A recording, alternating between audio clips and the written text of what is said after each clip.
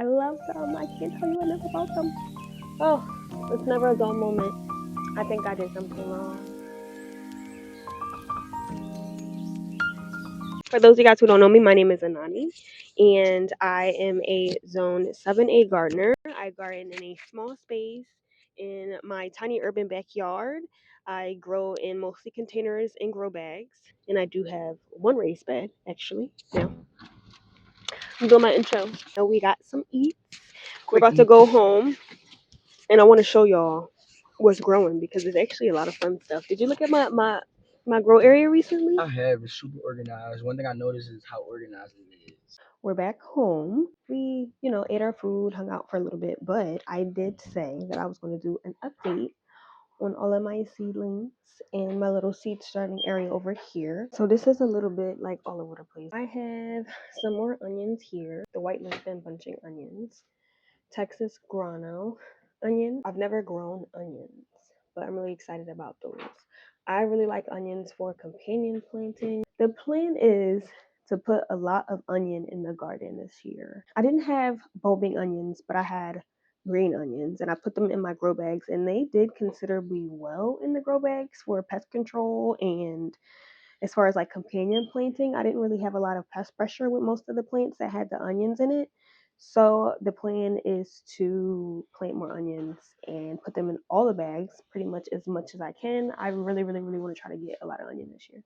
I have two trays of cilantro. I really, really like cilantro, and it's a really good cold weather herb. Cilantro is one of my favorite herbs out there. I'm so glad I was not blessed with that. Cilantro tastes like soap bean because I can't get enough of it. So I plan to plant a lot of it just to make sure I have plenty to preserve, dry, freeze, whatever for when it gets, hotter. This is the Bloomsdale spinach.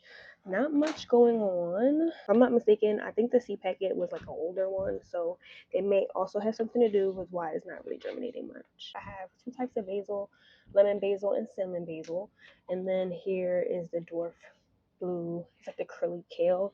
I've never planted the curly kale. I've only ever had, I believe, the lacinato kale. So yeah, the reason why it's probably drying out is because it's not really covered well, but I'll handle that another time. I have some celery. I'm doing two types, two different varieties. This is the golden boy celery. I started my eggplant, so I have the black beauty eggplant and then the Oswald eggplant. These are seeds from my gardener. I had the black beauty eggplant in my garden in the summer season. I also want to try different varieties. This is the Oswald just to see if one grows better than the other. And over here I just have two nasturtiums. I do plan to companion plant a lot with my nasturtiums this season. Here I have two types of tomatoes. Oregon Spring and Rutgers. I think I have some that are starting to germinate, so I'll show you those. These are things that I would keep covered, kind of like a humidity dome. You'll notice that some of the seed starting kits come with humidity domes, and what that does is it just keeps the moisture in the soil so that way it doesn't dry out as fast, and allows the seed to really be germinated properly because it's hydrated and happy and all of the things. Now moving into the grow tent, I redid a lot in here, and a lot of this is new. This is actually like a bathroom shower caddy. I just put it in here because I felt like it would give me more like vertical space to use as shelving or whatever the case may be. But these are actually Keurig cups that I got from Keurigs that I use. I'm an avid coffee drinker. I drink coffee every morning, sometimes more than once. I go through a lot of K-pods that way, and I felt bad like reusing them. I was saving the coffee grinds, like the grinds from the coffee. I was saving them, putting them in a Ziploc bag and putting them in the freezer. You can put them in an airtight container, whatever the case may be. But I was using the coffee pods, and I felt bad about throwing away all this plastic. So I was like, why not use it to start some seeds in? But I wanted it to be something that wouldn't be too big so soon. Like something that wouldn't grow too fast. So basil is one of those things. I planted this on 112.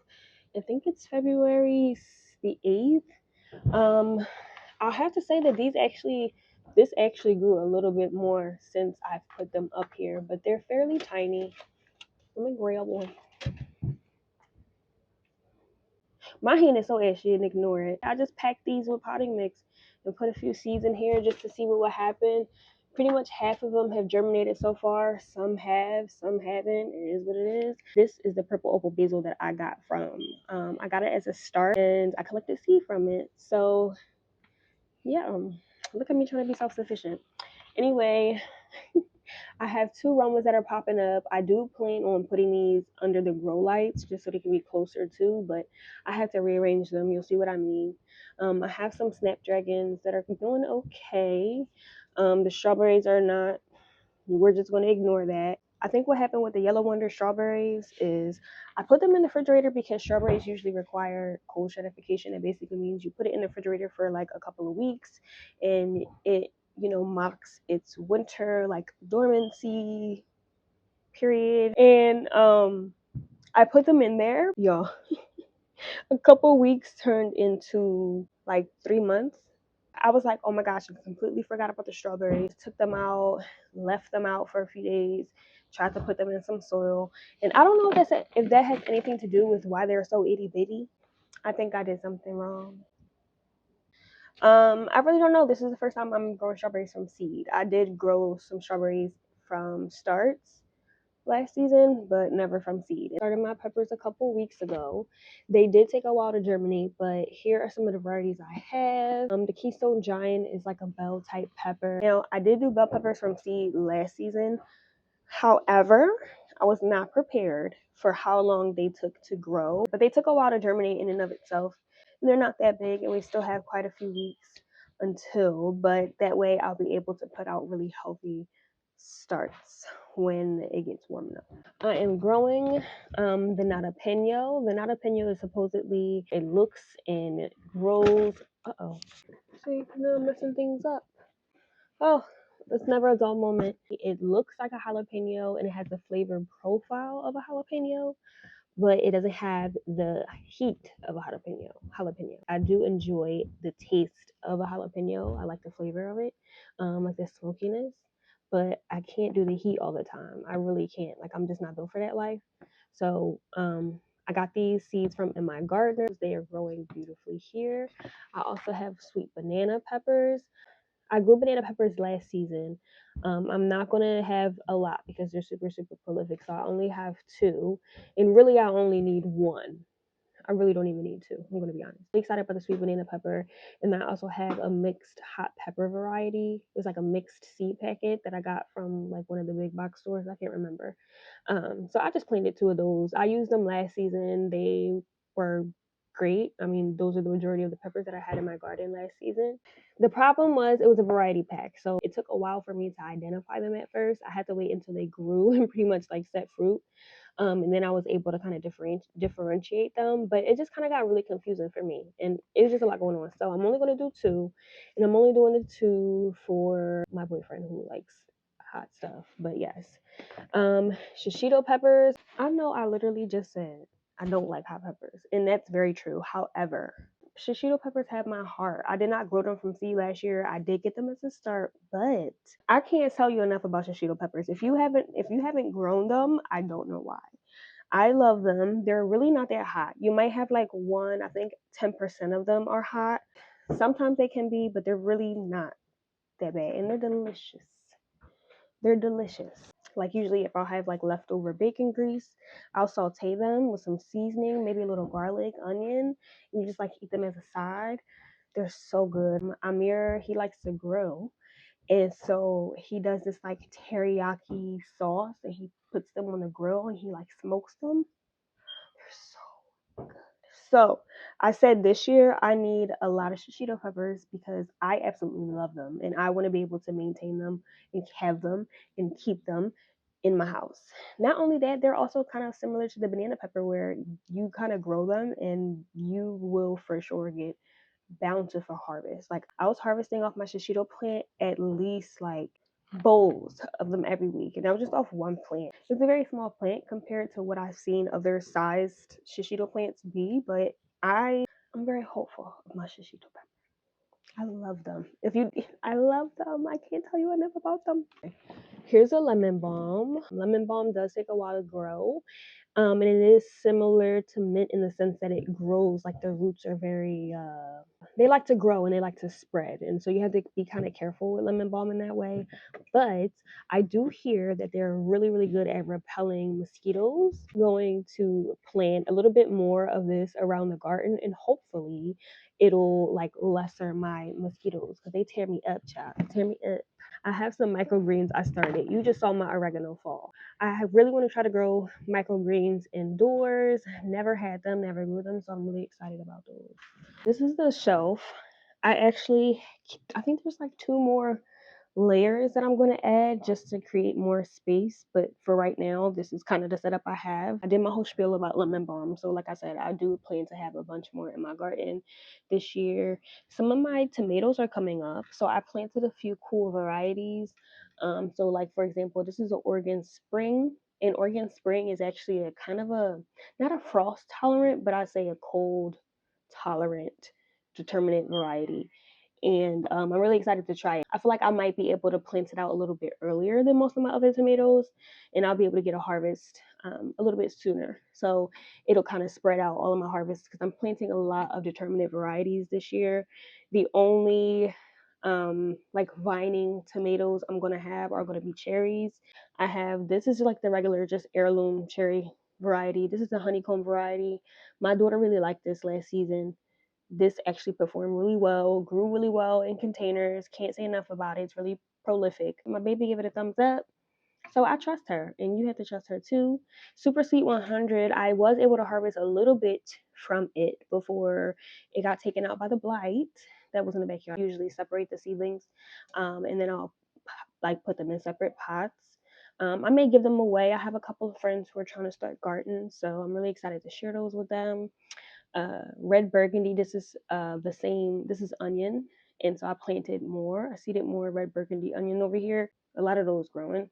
Here is a shishito. So this mi in the corner, that's from mi gardener. That's the seed that I purchased from them, growing really well. And then this is the one from the seed that I collected from the plant that I bought. Another not a pino. And then these are my bells. So California Wonder, Carnival Blend, that's shishito. I have some basil back there. Let's see. I have two Romas. Oops, two Romas. They're a little leggy because they were over there in the growing space and they had sprouted and I didn't even notice. So they're a little leggy looking. They were just looking for some light. I'll fix that legginess. I'll show you how. I have more mammoth basil that's coming in pretty good. That actually should be closer to the light as well. So I'm going to put this up. I'll probably put that up on something just to prop it up a little bit to give it more space to be right near the light. And the same thing with the Swiss chard. So I'll try to find a little, maybe I'll put another milk cart here and I'll do that. But this is Swiss chard. This is just the rainbow. It was like a pack of like the rainbow mixed colors. I loved Swiss chard in the garden last year. I had a couple of Swiss chard plants and I absolutely love them. They kind of taste like spinach to me. So I made them the same way that I would make spinach. So I creamed them. You can saute them with some butter. They're really, really good. It's very versatile. I think it pretty much takes the flavor of whatever you're trying to make it to be. It's really good, and it's just really good for you. So I didn't really have a spring garden last year, so I'm really, really pushing to get a lot of my cold crops and stuff out. The cold crops that I'm going to do, the kale that I showed you, the Swiss chard that I showed you, and then also this lettuce. So this is mid butterhead. These, as you can tell, compared to the other ones, these did not come up. So I might also either reseed these or I might try another seed packet. Now, these were also really old seeds. I think I got these probably 2+ years ago. So that may have something to do with it. Black seeded Simpson. This is performing really well. It looks beautiful. Looks really, really good. Same thing with the Paris Island Cos. It's definitely not frost tolerant, at least not in my garden. The Paris Island Cos was not frost tolerant. Our first frost pretty much killed it, but I do hear that it's cold tolerant, and that is to be true. When it was a little bit colder, it was fine. It looked great. It was like one of the only green, beautiful things back there. So yes, I'm growing it again, but I also have read that it's a little bit more warm and heat tolerant. Not 100%, but I'm giving it a try. Butter Crunch. I'm excited to try those. Those don't look too great. Also kind of leggy, but we might be able to fix them. And then Lola Rosa, that's my favorite lettuce. I love it. Last time I had the Lola Rosa, it was like really bitter, but I do know that I didn't really water it consistently. That has a lot to do with your lettuce, like your flavoring of the taste of it. Came in a variety seed packet that I got from Amazon, and it surprisingly did really well. So you'll notice I have a lot of different containers and stuff that I sow seed in. And I'm really a like use what you got kind of gardener. I really try to be. I use what I have, and a lot of that is recycled containers. So like you'll see that I'll cut water or juice bottles in half, and then I'll just put some holes at the bottom, put seeds in those. This is a recycled ricotta cheese container. You know, when you buy your starts and stuff from the Lowe's, they come in these little cups. I save these. I just really try to use what I can because, as I said, like I don't really think that it's supposed to be one of those hobbies where it's meant to be super involved and expensive. It's just like you just want to be able to grow food. You'll also notice that in some of the containers I have two peppers in, but they're kind of like the larger ones. The goal is to really like not do a lot of work and try to make it a lot easier and make it fit into my lifestyle. And so for me, it makes sense.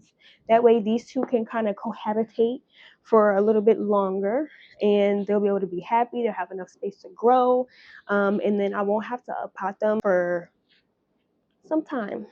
Yeah, that is my seed starting area. I hope you had a really good time, like seeing the different varieties. I watch these videos non-stop.